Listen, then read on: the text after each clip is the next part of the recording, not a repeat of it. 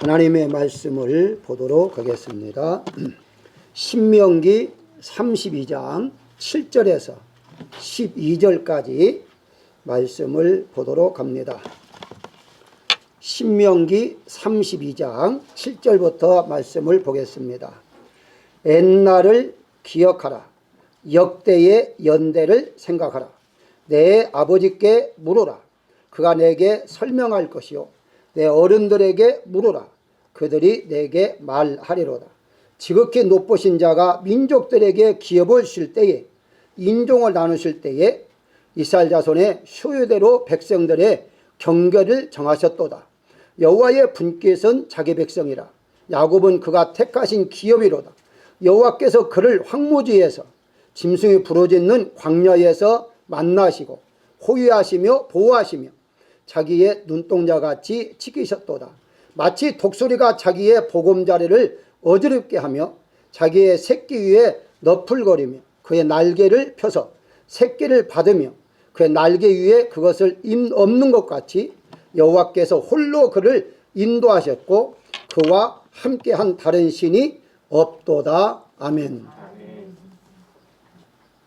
7절 말씀에 보면 기억하라 라는 말씀을 하셨는데요. 이 기억이란 우리가 잘 아는 대로 누구에게 어떤 것을 들은 것, 그리고 본 것, 본인이 배웠던 것, 경험했던 것들을 저장해 놓은 것을 기억이라 그렇게 말합니다. 기억의 반대는 망각이라 라고 말하는데요. 망각이라는 말은 잃어버린다 하는 뜻입니다. 중요한 것은 하나님께서 주신 복은 좋은 것은 기억하게 하고 나쁜 것은 망각하게 하신다면 사단은 반대입니다. 기억해야 할 것은 잃어버리게 하고 망각할 것은 기억나도록 하는 것이 사단의 역사다. 이렇게 보시면 되는 것입니다. 그래서 이 사단의 역사가 임할 때 되게 되면 쓸데없는 기억들을 많이 해서 본인도 괴롭지만 주변 사람들까지 괴롭게 하는 경우들이 많이 있죠. 그래서 우리가 어떤 불행했던 일들 혹은 상처받은 것들은 빨리 잃어버리도록 성령께서 우리의 마음을 치유해 주시는데 사단은 그것을 계속 떠오르게 만들어서 끝까지 괴롭게 하는 것이 사단의 역사다. 이렇게 이제 보시면 됩니다. 오늘 본문에는 모세가 40년 동안 광야 생활을 마치고 가나안 땅에 들어가기 전 2달 전에 이스라엘 백성들에게 한 내용이에요. 이것을 본문에도 교훈이다 라는 말을 사용했는데요. 그래서 오늘은 모세가 말한 교훈, 이 교훈을 통해서 은혜를 나누고자 하는데요. 이 모세가 40년 동안 광야에서 고생했던 걸 전혀 말하지 않아요. 도리어 어떻게 하나님이 그 가운데 속에서 나를 인도해 주는가에 대해서 한 가지 안에서 쭉 세밀하게 설명하고 있는 것을 볼 수가 있습니다. 우리는 과거의 많은 고생들 다 지워야만 됩니다. 그 어렵고 힘들었던 걸 지우고 어떻게 하나님이 나를 여기까지 인도해 주셨는가, 그 인도해 주신 오늘 본문에도 보호하시고 인도하시다 라고 말씀하고 있잖아요. 그래서 이제 자기는 비록 가나안 땅에는 들어가지 못하지만 얼마나 참 안타깝겠어요. 들어가지 못하지만 이스라엘 백성들에게 마지막 4가지를 당부를 해요. 교훈을 남겨요. 이게 다 명령어로 되어 있거든요. 이 명령어가 기억하라, 생각하라, 질문하라, 들으라. 이 4가지예요. 이 4가지를 한 가지씩 한번 말씀을 보면서 설명해 보도록 하겠습니다. 우리 잘 아는 내일은 미국 메모리데이잖아요. 한국으로 따지면 현충일이죠. 그래서 이 나라를 위해서 순고한 분들을 위해서 우리가 기억하자라고 생각하면서 이런 한 날을 정해서 우리가 이제 휴식을 취하고 있는데요. 오늘 본문의 7절에 보게 되면 옛날을 기억하라 하잖아요. 우리 기독교인들은 나라를 위해서 순국한 자를 또 기억해야지만 또 이제 부모님도 기억하고 여러 가지 기억했지만은 바로 본문에는 무엇을 기억하라 했느냐라고 했을 때에 옛날을 기억하라. 이 옛날에 무엇을 의미하느냐? 하나님께서 어떻게 지금까지 인도해 주셨는가에 대해서 기억하라는 거죠. 그러니까 다른 것도 우리가 다 기억해야만 되지만은 특별하게 여기까지 지금 존재하게 하신 하나님의 그 역사를 우리가 기억해야 한다라고 말씀을 하고 있는 것입니다. 모세가 이스라엘 백성들에게 기억하라는 것들이 무엇인가 세 가지로 함축해 지금 말씀하고 있는데요. 먼저 미래에 대해서 기억하는 것입니다. 가나안 땅에 인도해 주신 하나님의 은혜를 기억하라고 했는데요. 신명기 26장 15절에 보게 되면 우리에게 주신 적과 꿀이 흐르는 땅에 복을 내리소서라고 말하잖아요. 잘 보시게 되면 주신 땅 그렇게 말합니다. 지금 32장이잖아요. 26장은 전의 얘기입니다. 그러니까 아직 지금 가나안 땅에 못 들어갔어요. 물론 지금 본문에서 말하는 것도 아직은 가나안 땅에 들어가기 전이기 때문에 들어가지는 않았어요. 그러면 분명히 여기서 말할 때에는 하나님 우리에게 주실 땅 이렇게 말을 해야 하잖아요. 그런데 주신 땅 이렇게 말한단 말이죠. 뭘 말하죠? 100% 믿음을 가지고 말하고 있는 걸 볼 수가 있습니다. 주실 땅이라고 할 때에는 미래에 있어서 주실 수도 있지만 주지 않을 수도 있다. 이루어질 수도 있지만 이루어지지 않을 수도 있다. 이런 생각을 할 수가 있지만 이미 주셨다는 말은 과거잖아요. 이미 주셨다는 거죠. 내 거다는 거죠. 그러면 결국 언제든지 가나안 땅에 들어가면 하면 된다는 것이죠. 들어가서 내 거를 만드는 것이 아니라 들어가면 한다는 거죠. 이게 바로 믿음이라고 말씀을 드릴 수가 있는데요. 이것을 오늘날에 좀 적응을 시킨다면 우리가 구원받은 것도 마찬가지잖아요. 구원을 받을 것이라 하지 않잖아요. 구원을 받았다라고 말하잖아요. 근데 사실 구원은 어떻습니까? 천국에 들어가기까지가 구원이에요. 다시 말씀드리면 우리 이 땅에 떠나서 천국에 들어가는 것이 온전한 구원이거든요. 그 천국 못 들어가면 구원받은 게 아니기 때문에 자 그렇다면 아직 우리가 이 땅에 살고 있지 천국에 간 건 아니잖아요. 그럼에도 불구하고 천국을 받을 천국이라 말하지 않잖아요. 우리가 받을 구원이라 이루어질 구원이라 라고 말하지 않고 구원을 받았다. 그리고 천국도 주신 천국 이미 받은 천국으로 우리가 믿는 것도 역시 하나님의 말씀은 지금까지도 한 1%도 어김없이 역사하셨지만 하나님의 약속은 반드시 100% 이상 이루어진다는 것을 우리가 믿기 때문에 주신 땅이라고 말할 수가 있다는 사실이죠. 그래서 우리가 미래를 기억할 때에 옛날 일만 기억하는 것이 아니라 사실은 옛날 일 속에 미래까지 포함됐다는 거죠. 왜냐하면 옛날에 이렇게 역사하셨기 때문에 앞으로도 이렇게 역사하실 거다는 거죠. 예를 한번 들어볼까요? 아들이든지 부모든지 다 마찬가지입니다. 계속해 약속을 하고서 약속을 안 지키는 사람이 어느 날 약속하면 믿어집니까? 안 믿어지잖아요. 그런데 약속한 것들 다 100% 지킨 사람이라면 과거에 지나간 때에 지킨 사람이라면 앞으로 약속한 것도 반드시 이제 지킬 것이라고 믿음이 가는 것처럼 하나님이 지금까지 여러분들을 인도했기 때문에 앞으로 주실 복, 앞으로 주실 은혜 이런 모든 소망 이런 것들이 이미 하나님께서 주신 걸 우리가 받아들이고 믿어야 한다는 것이죠. 그래서 그런 의미에서 옛날을 기억하라는 말은 과거, 현재, 미래를 말하는 것인데 미래에 주실 것까지 우리는 기억하면서 하나님을 바라봐야 한다라고 말씀을 드릴 수가 있습니다. 지나간 것만을 우리가 기억해서는 안 된다 하는 것이고요. 자 그렇다면은 결국은 현재는 어떻습니까? 여기에 보게 되면 현재 광야에서 40년 동안 바로 하나님께서 이렇게 역사를 하셨는데 대부분 죽었어요. 40년 동안 거역한 사람들이 많이 죽었습니다. 근데 지금 현재 살아있는 사람들에게 무엇을 이제 말하고 있어요? 그러면은 죽음에서 살아남은 자들이다 이렇게 볼 수가 있죠. 자 여기에서 죽은 자 가운데 살아남은 이 남게 해주신 그 하나님의 은혜를 기억하라는 거죠.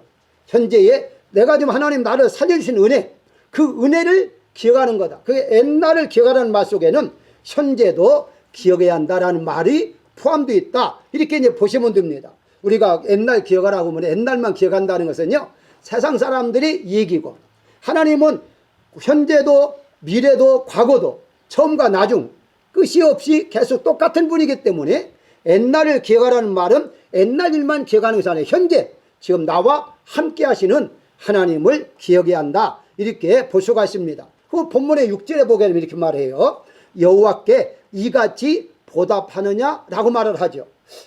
이같이 보답하느냐는 말은 거슬러 5절에 올라가고 보면 여호와를 향하여 악을 행하니 라고 말합니다. 자 이스라엘 백성들이 지금 살아남은 사람 중에서도 물론 죽은 사람이 악을 행하다 죽은 사람이 있습니다만은 살아남은 사람들 중에서도 악을 행했는데 하나님께 용서를 받은 사람들이 많아요. 자, 이 용서를 많이 받았기 때문에 하나님께 지금 현재 네가 살아있는 거 네가 잘나서가 아니다.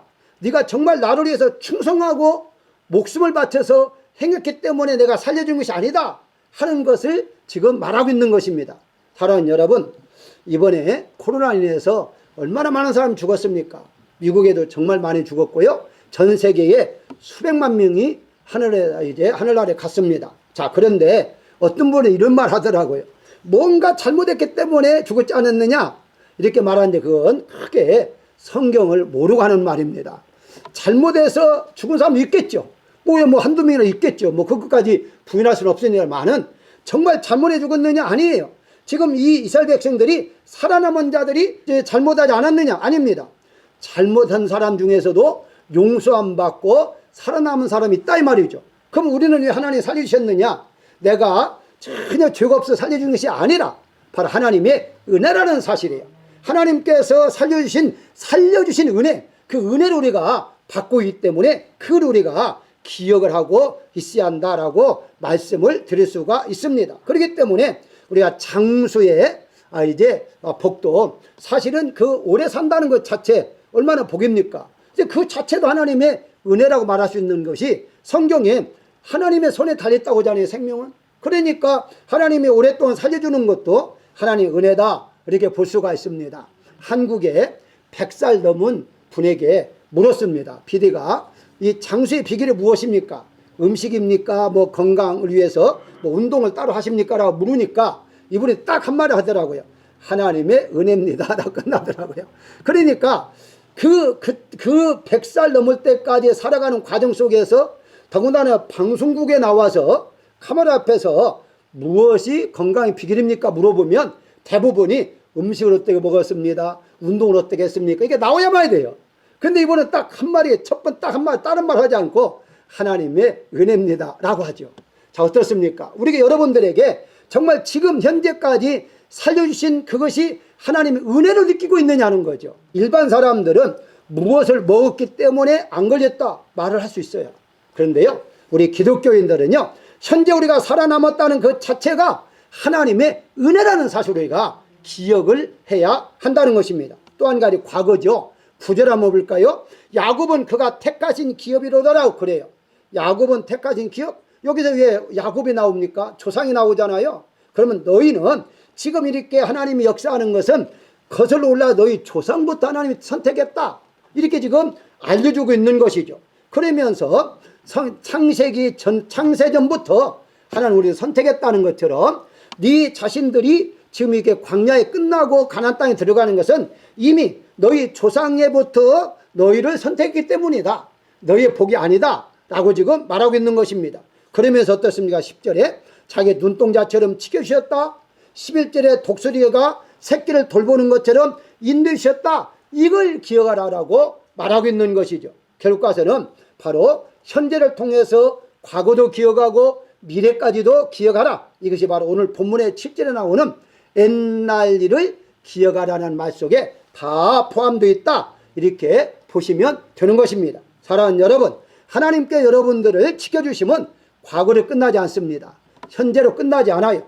미래까지 계속해서 지켜주신다고 약속하신 것을 이루어가고 있다는 사실을 기억하시고 하나님 앞에 감사하시기를 주의 이름으로 축원합니다. 두 번째 생각할 것은 역대의 연대를 생각하라 라고 말을 해요. 7절에 역대 연대를 생각하라 라고 말하잖아요. 먼저 여기에 역대와 연대가 무엇인가를 배워보도록 하십시다. 새 번역에서는요, 젊은 사람들이 이해하기 위해서 조상 대대로 내려온 세대 이렇게 번역을 했어요.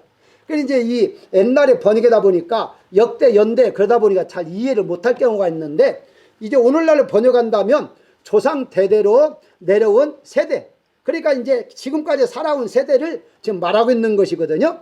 그거에 생각이라는 거예요. 그럼 어디부터 생각해야 할까요? 우리는 아담에서부터 생각을 해야 됩니다.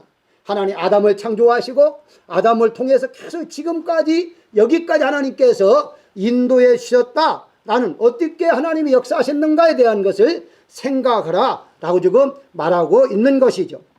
그런데 왜 앞에 기억하라는 속에 포함시키지 않고 기억하라 하고서 또다시 생각하라 라고 말씀하고 있는가? 이 기억과 생각은요, 옛날을 생각한다는 것은 똑같아요. 그런데 다른 점이 있습니다. 기억이란 내 머릿속에 들어있는 것만 떠오르는 것을 기억이라고 그래요. 그런데 생각이라는 것은요, 내 머릿속에 있는 것이 기억이 떠오르는 것도 생각나다라고 말하지만 아무것도 없는데 무언가 생각해서 만들어지는 것도 생각하는 거예요. 다시 말씀드리면 이렇게 생각하십시다. 여러분 머릿속에 지금까지 하나님이 인도하신 것은 기억 속에 들어있을 것 아닙니까? 미래에 대해서는 지금 안 들어있어요, 머릿속에. 그런데 생각을 하는 거예요. 아, 앞으로 하나님이 이렇게 인도할 것이다 라고 생각하는 거예요. 그러니까 역대와 역대의 연대를 생각하는 말은 너희 조상들이 이렇게 내가 인도했기 때문에 너도 앞으로 이렇게 인도할 것이다 라는 것을 생각하고 있어라 라고 지금 말씀하고 있다, 이렇게 보시면 되는 것입니다. 그래서 이 신학적인 것을 조금 달리 말한다면 아담이 죄를 범했잖아요. 전적으로 타락했잖아요. 그런데 하나님께서 그 살려주시기 위해서 창세기 3장 15절에 보게 되면 여자의 후손인 예수님을 통해서 구원의 길을 열어주시겠다라고 약속하고 있죠. 이것을 구속의 역사라, 생명의 역사라 이렇게 말하거든요. 이게 신학적인 용어로는 구속의 역사라, 구속의 역사라고 그러죠. 그러니까 하나님이 아담의 잘못을 용서해 주시고 곧바로 예수님을 통해서 영원한 구원을 인도해 주시기 위한 하나님의 은혜라 이렇게 보시면 되는 것입니다. 그걸 보고서 그리고 혹시 우리는 인간이다 보니까 실수할 수 있잖아요. 잘못할 수 있잖아요. 그러면 재빨리 하나님 앞에 회개함으로 말미암아 과거에 하나님이 역사하신 것처럼 우리의 미래도 하나님 계속해서 역사할 것이다, 이것을 생각하라 라고 말하고 있는 것이죠. 우리가 자주 설명했던 베드로와 이제 가룟 유다의 차이점이 무엇입니까? 베드로와 가룟 유다가 예수님 부인한 건 똑같잖아요. 물론 가룟 유다가 예수님 팔았으니까 더 나쁘겠죠. 그러나 결과적으로는 똑같은 거예요, 죄를 범하는 것은. 근데 뭐가 다르느냐? 이 베드로는 닭이 울음소리를 듣고서 생각나서라는 말을 해요. 그러니까 결국은 닭이 세 번 울기 전에 나를 부인할 것이라는 말씀하신 것이 생각났기 때문에 회개함으로 용서를 받았지만 가룟 유다는 생각났다는 말이 없어요. 뉘우쳤다는 말이 있어도요, 뭐 하나님 말씀이 생각난 게 아니에요. 그러다 보니까 자기 양심에 의해서 돈을 그냥 도로 던져주고 돌려주고 자기가 자살하고 말았습니다만은 어쨌든 우리 인간은 다 죄인이에요. 그게 잘못할 수 있어요. 그러면 곧바로 과거에 아담에 그랬던 것처럼 노아에게 그랬던 것처럼 계속 모세도 마찬가지나요. 그런 것처럼 하나님 앞에 우리가 엎드려 간구하고 회개할 때에 용서함을 받을 것이다 하는 것을 알려주기 위해서 지금 이 모세는 지금 말하고 있다라고 보시면 되는 것입니다. 사실 우리가 잘 아는 대로 나합이라는 여성이 이제 족보에 올라간 걸 아시잖아요. 우리가 아는 대로 신학자들은 나합은 몸을 파는 여성으로 그렇게 해석들 하고 있어요. 물론 성경에 나오지 않습니다만은 그렇게 해석들 해요. 자, 그런데 그런 여인이 예수님의 족보에 올라간다? 이건 말을 할 수가 없어요. 예수님의 족보는요, 거룩한 족보예요. 그런데도 올라갔다? 이스라엘 백성들 하면 여러분 생각해 보세요. 유대인들 더군다나 선민족이다 해서 얼마나 자긍심을 가지고 살았습니까? 자기들 족보에 올라간 거 뺄 수도 있잖아요. 그런데 이들이 빼지 않고 그대로 전달해 내려온 이유가 어디 있겠습니까? 그건 이제 나합의 여자였고 또 이제 이방인이었고 몸을 타는 여자였고 한 가지도 그에 대해서 정말 이 문제 이런 면은 우리가 좋은 면이다라고 이렇게 말할 수 있는 그런 여성이 아니었습니다. 그럼에도 불구하고 이름이 올라갔던 것을 무엇을 의미하죠? 바로 구속의 역사이기 때문입니다. 그러니까 예수님의 족보는요, 계보라고 말합니다만은 족보는 우리가 알고 있는 그 인간이 가진 족보가 아니에요. 그 예수님의 족보는 구속 역사를 어떻게 이루어가고 있는가에 대한 것을 설명하고 있기 때문에 이런 사람도 하나님이 용서해 주셔서 이 계보의 생명의 이제 책에 올라갔다라고 알려주기 위해서 그렇게 이름을 올린 것이다 라고 볼 수가 있는 것입니다. 여러분들 모두가 다 지금 구속의 역사 속에 지금 있는 거예요. 여러분들의 생명책에 기록되어 있는 것은 하나의 구속 역사의 한 모퉁이를 이어가고 있다, 이렇게 이제 보시면 되는 것입니다. 그걸 생각을 하는 거예요. 자, 그렇다면 여러분들 나 같은 죄인을 이렇게 하나님께서 구속 역사에 그 인물로 이끌어가고 있다라고 생각한다면 얼마나 감사합니까? 그 이상의 감사할 일이 없죠. 세계 지구의 인구에 지금 뭐 73억이니 75억이니 이렇게 말하고 있는데 그 중에 여러분들이 다가 아니잖아요. 10,000명 중에 하나, 1,000명에 하나 이렇게 하나님이 뽑아주셔서 생명을 얻게 하셨으니까 이걸 생각하면 생각할수록은 그 하나님의 은혜를 잊지 아니한다라고 말씀을 드릴 수가 있다는 사실이거든요. 일반적으로도 내가 죽을 병이 걸렸는데 누가 살려줬다. 그럼 얼마나 감사합니까? 사람도 은혜를 받게 되면요 이렇게 말하잖아요. 이 은혜는 절대 잊지 않겠습니다 라고 말하잖아요. 자, 그렇다면 우리는 하나님을 어떻게 생각해야 할 것인가? 나를 살려주신 분임을 우리가 생각한다면 그 은혜를 절대 잊어서는 안 된다라고 말씀을 드릴 수가 있는 것입니다. 나를 지켜서 순국하는 자를 또 우리가 기억하고 감사해야겠지만 지금까지 나를 이끌어 주신 그 하나님 앞에 우리는 생각하면 생각할수록 감사하면서 살아야겠다. 그래서 우리 육신뿐만 아니라 영혼을 살려주신 예수님을 날마다 분초마다 우리는 생각하면서 살아가는 여러분들이 되시기를 주의 이름으로 축원합니다. 세 번째 생각할 것은 아버지에게 질문하라라고 그래요. 7절에 내 아버지에게 물어라 라고 말하잖아요.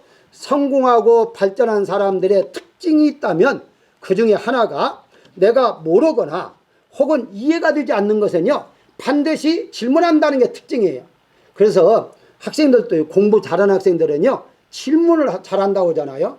왜냐하면 그냥 이건 이해를까라고 그냥 지나가지 않는다는 거예요. 꼭 알고서 지나가야 마음이 편하다는 거죠. 마찬가지로 성공한 사람들 중에서도 이렇게 뭔가 이해를 못하면 질문해야 한다는 거죠. 자, 여러분들 성경을 읽을 때에 이해 못하는 것 얼마나 질문을 합니까? 얼마나 알려고 노력합니까? 그냥 덮어버리잖아요. 어떤 분 그러더라고요.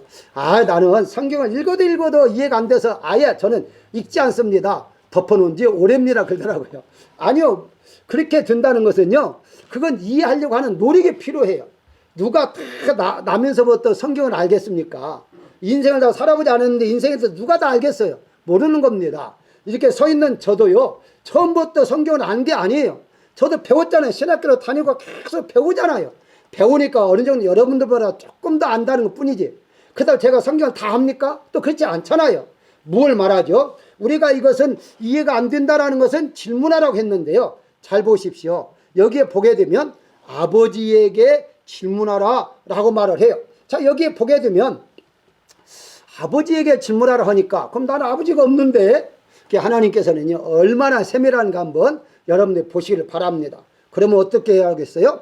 아버지가 없는 사람은 여기에 보게 되면요 그 어른에게 질문하라 말하잖아요. 어른들에게 질문하라. 그 말은 무슨 말이에요?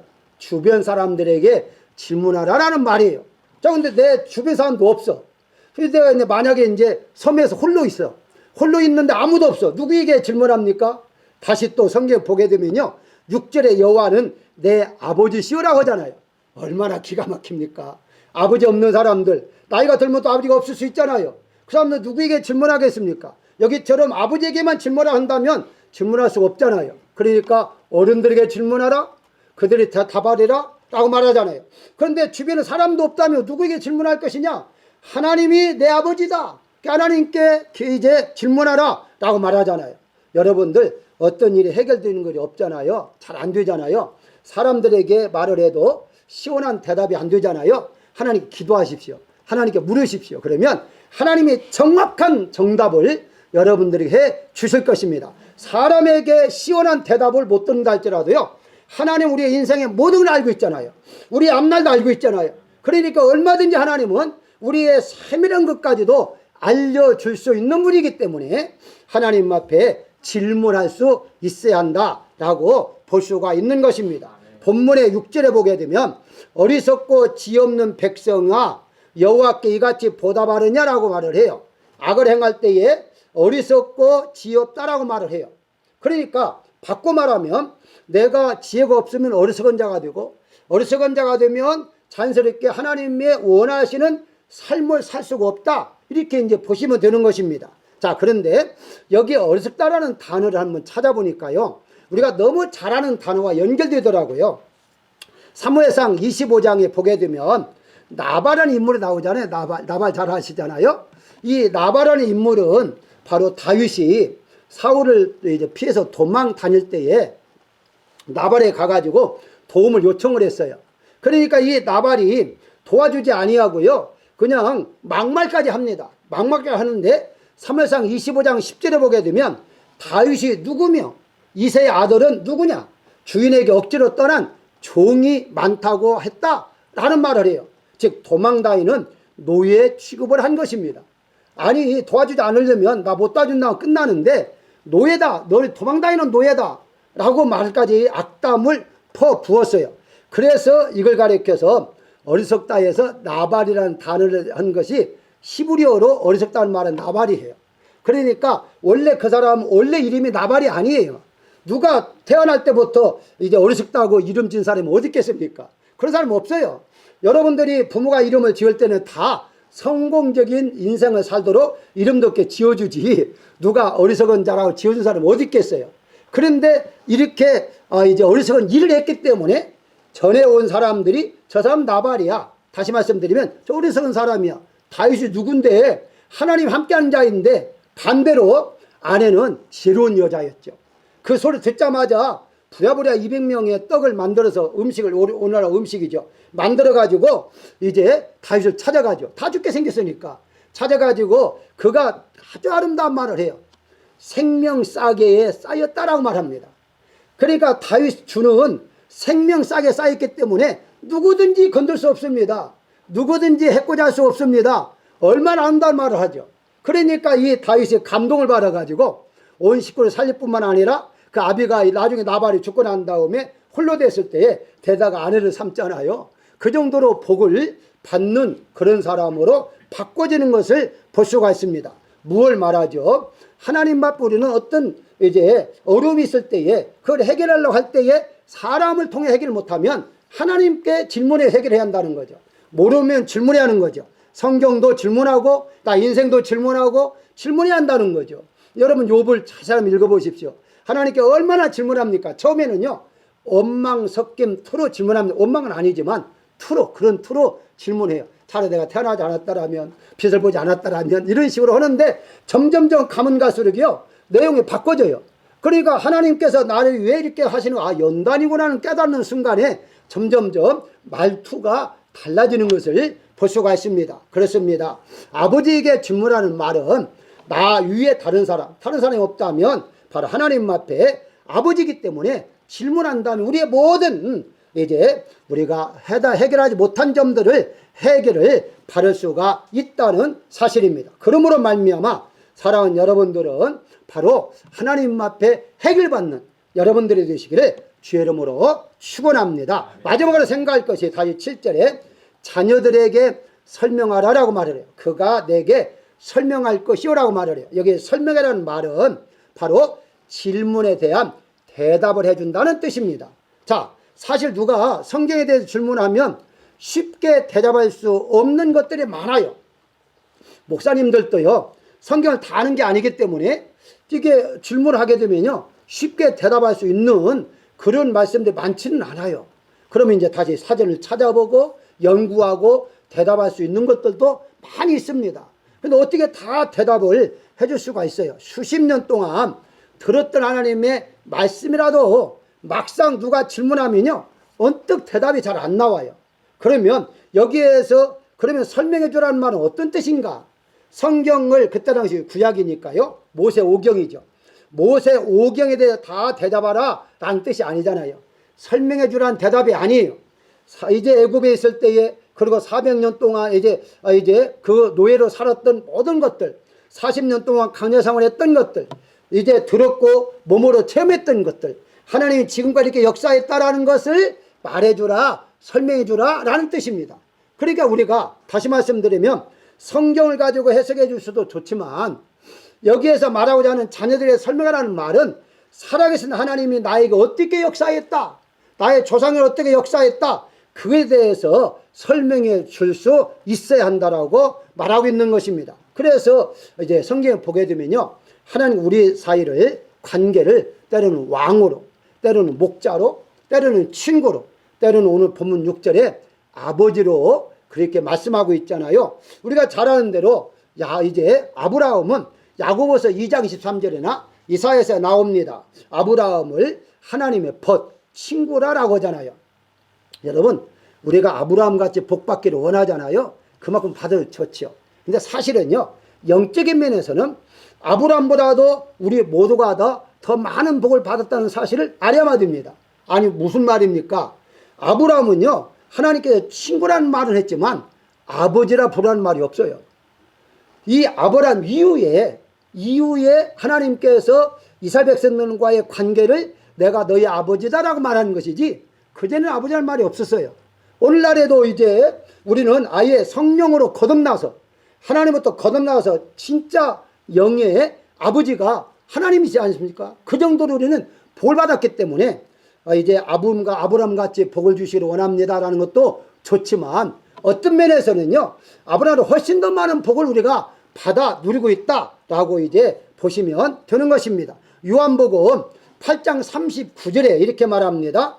이제 예수님께서 하나님은 나의 아버지라라고 말하니까 유대인들이 우리 아버지는 아브라함밖에 없다라고 말하잖아요. 그러니까 여러분 아십시오. 유대인들이 얼마나 하나님 잘 믿었습니까? 대단했잖아요. 그렇게 잘 믿었는데도 그들은 하나님이 자기 아버지인 줄을 못 믿었어요. 아브라함이 아버지다. 그러니까 남답시 이 예수님께서 하나님이 나의 아버지다 그러니까 놀래가지고 신성모독죄로 그렇게 죄를 범한 죄인 취급했잖아요. 분명히 성경에 여기 나왔잖아요. 신명기는, 이때 당시에 신명기는 벌써 유대인들이 믿고 있을 때예요. 성경에 나왔는데도 이 말을 안 믿었어요. 못 받아들인 거죠, 한마디로. 왜 못 믿었을까요? 어떻게 하나님 우리 아버지가 되겠느냐. 그래서 우리는 아브라함 우리 아버지다, 다른 아버지가 없다 라고 말할 정도, 믿음이 아무리 좋았다 할지라도요, 아버지라는 것을 느끼지 못했다는 거죠. 그런데 왜 아버지라고 말했을까요? 여러분 잘 아는 대로요, 아버지는 가족이 아닙니까? 친구라도 가까운 게 가족이잖아요. 피를 나눴잖아요. 그러니까 하나님은 친구라도 가까운 피를 나눈 가족으로 우리를 인정하고 있다는 데에서 우리가 많은 복을 받았다라고 보시면 되는 것입니다. 자, 그렇다면 자녀들에게 설명할 때에 그러면 꼭 자녀들만이 아니냐? 아니죠. 다른 사람이 설명할 때 그렇게 설명하면 되는 건데요. 자, 그러면 과연 어떤 걸 설명할 것이냐라는 거죠. 본문 8절을 쭉 설명을 해요. 다 제가 소개를 못 드리고요. 간단하게 8절 보면요, 창세전부터 나를 선택하셨다는 뜻이에요. 이제 하나님께서 나를 선택하셨다, 우리 조상을 선택하셨다. 그리고 9절에 나는 하나님의 기업이 되었다라고 말을 하죠. 자, 사랑하는 여러분들이 나는 창세전부터 하나님 나를 선택했다고 누구에든지, 자녀가 됐든지 이웃이 됐든지 누구에든지 이렇게 당당하게 말할 수 있느냐는 거죠. 믿음이 없으면요, 이 말을 못해요. 어떤 분은요, 구원까지 확신이 없어가지고 죽어봐야 알지 라고 말하는 사람이 있잖아요. 그런데 창세전부터 나를 선택했다 라고 말할 수 있다는 건요, 대단한 믿음이다 이렇게 말할 수 있거든요. 그리고 나는 하나님의 기업이다, 이 말은 무슨 말이에요? 나는 하나님 것이다라는 거잖아요. 아니 나는 나죠, 내가 없어 아내도 없는데, 이렇게 믿는 사람이 있는데 나는 하나님 것이다 라고 당당 우리가 누구에든지 말할 수 있느냐는 거죠. 10절에 눈동자처럼 보호를 받고 있었다는 것을 말할 수 있느냐. 아니 하나님이 살아있는지도 모르는 사람이 자기를 눈동자처럼 지금까지 지켜줬다는 어떻게 믿겠어요? 못 믿어요. 못 믿으니까 이런 말을 누구에든지 말할 수가 없는 거죠. 그래서 이런 체험이 없는 사람은요, 누가 어떻게 역사를 했다, 하나님 꿈속에 나타나서 이렇게 말했다면요, 신기해가지고 정말이야? 참말이야? 라고 말한다고 했잖아요. 우리가 교회를 수십 년 다니도요, 죽을 때에 정말 하나님이 계신가 모르고 죽는 사람 많아요. 왜 그럴까요? 그것이 바로 체험이 없었기 때문에. 정말 눈동자처럼 나를 지켜준다는 거예요. 분초마다 지켜주고 있느냐 하는 것을 믿음을 생활하지 않으면요, 이런 말을 다른 사람 말할 수가 없어요. 11절에 독수리 새끼를 훈련하듯이, 독수리 새끼가 하는 거, 이거 훈련을 말하는 거예요. 단련. 그러니까 우리가 단련한다는 거 얼마나 참 대단해요. 여러분들이요, 어렵고 힘들 때에 하나님 나를 단련하신다, 즉 훈련하신다, 연단하신다는 것만 느낄 정도 돼도요, 대단한 믿음입니다. 잘 못 느끼는 사람 많아요. 어려우면 내가 믿음이 없는가? 이런 생각을 하고요, 뭐 여러 가지 생각을 해요. 그 정도로 우리는 겉모양은 목사, 장로, 권사 많이 있는데 실질적으로 믿는 건 얼마나 믿느냐는 거예요. 하나님이 연단한다는 것 자체, 고생하고 힘든 거 이건 하나님 연단하시는 거야. 이렇게 받아들이는 거 대단한 믿음이다라는 그렇게 생각할 수가 있어요. 그래서 이런 말을 여러분들이 과연 누구에든지 당당하게 말할 수 있느냐, 이게 살아있는 믿음이거든요. 그래서 쭉 설명을 해요. 32장 다 끝날 때까지 이렇게 설명합니다. 하나님이 너희 이렇게 인도했다, 이렇게 인도했다, 그것을 설명하는 거예요. 그걸 설명해 주라는 거예요. 그걸 설명해 주라는 것이지 바로 다른 뭐 성경 누가 다 알겠습니까? 성경을 설명해 주라는 것이 아니라 하나님이 이렇게 나에게 역사했으니까 너도 하나님 이렇게 역사할 것이다 하는 것을 설명하라고 지금 말씀하고 있는 것입니다. 사랑하는 여러분, 우리가 이 세상에 살아가는 과정 속에서 기억할 것이 참 많습니다. 결론적으로 말씀을 드린다면 예수님께 부활하신 무덤에 달려갔던 제자들 통해서 그 성경의 세 가지의 의미를 우리에게 교훈을 던져주는 게 있어서 소개하고 마칠까 합니다.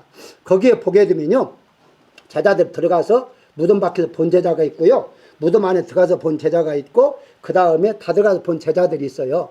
그런데 보다라는 단어는 번역할 땐 같이 번역을 했는데요, 원어를 찾으면 각각 다 달라요. 보다라는 단어가 왜 이렇게 보다라는 단어를 각각 달리 기록했는가를 살펴봤더니 의미가 있더라고요. 여러분들이 한번 집에 가서 찾아보시면 알지만 요한복음 20장에 부활의 내용을 좀 설명을 해요. 5절에 보게 되면 이렇게 막 달려가가지고 첫 번째 달려간 사람이 있어요. 베드로 뚱뚱해가지고 이제 같이 달려가다가 늦게 도착을 했고요. 베드로가 먼저 달려간 사람이 달려가긴 했는데 무덤 속에 안 들어갔어요. 밖에서 무덤 안만 보았는데 여기에 기록을 어떻게 얘기했느냐, 세마포가 놓인 것을 보았으나 들어가지는 아니했더라라고 그래요. 여기 보았으라는 단어가 바로 블레포라는 단어인데요, 이 블레포라는 단어는 뭐냐, 단순히 어떤 물건만 본 거예요. 그러니까 지금 예수님의 무덤이잖아요.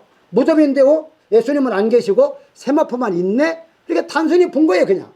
두 번째, 이제 베드로가 이제 늦게 뛰어와서 먼저 들어가서 베드로가 6절에 20장 요한복음 20장 6절에 보게 되면 베드로가 무덤에 들어가 보니라고 그래요. 이때 보니라는 단어가 데오레오라는 단어인데 이거 나를 세밀하게 뚫어지게 살펴봤다는 뜻이에요.